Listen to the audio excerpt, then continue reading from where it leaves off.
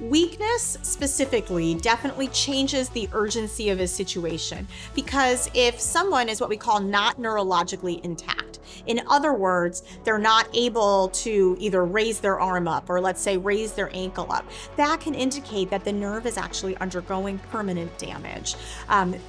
Patients also ask me a lot about numbness. In general, numbness is definitely a concerning symptom that should be worked up. Numbness is also a very common complaint amongst patients in terms of symptoms that are associated with their back pain or neck pain for that matter. And so numbness is definitely something that we pay attention to, but it doesn't necessarily require the same amount of urgency typically. Now, a situation in which numbness does become more urgent is if I have a patient who has numbness in both of their hands and both of their arms that's very severe. That can indicate that the spinal cord might be severely pinched. And so that is something that we tend to work up a little bit quicker.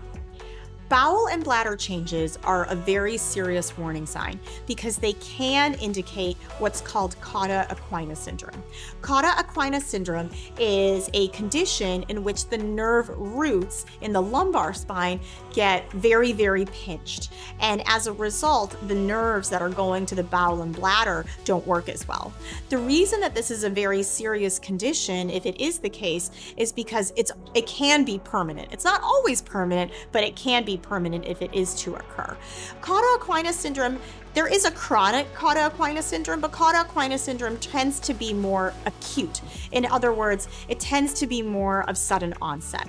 Importantly, it's not just any bowel or bladder symptoms that are consistent with Cauda Equina. It's very specifically bowel incontinence and bladder incontinence, meaning the patient will experience having a bowel movement or urinating without actually knowing that they've done that.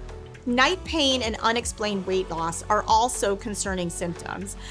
In combination with back pain, that can indicate that maybe a patient has a tumor or a cancer. And so that's something that we definitely don't want to miss or ignore and definitely deserves urgent workup. One of the questions I get asked a lot is, I have back pain. Is my spinal cord compressed? Well, let me actually say that there's no spinal cord in the lumbar spine in general, unless someone has aberrant anatomy. So the spinal cord actually ends around T12L1. That's right before the lumbar spine starts. And then there are nerve roots that actually come down from the spinal cord. And so there is no spinal cord compression within the lumbar spine. So if you notice any of these symptoms that I've mentioned so far, it's very important that you either get in to see a spine care provider or go to the emergency department as soon as possible to be evaluated.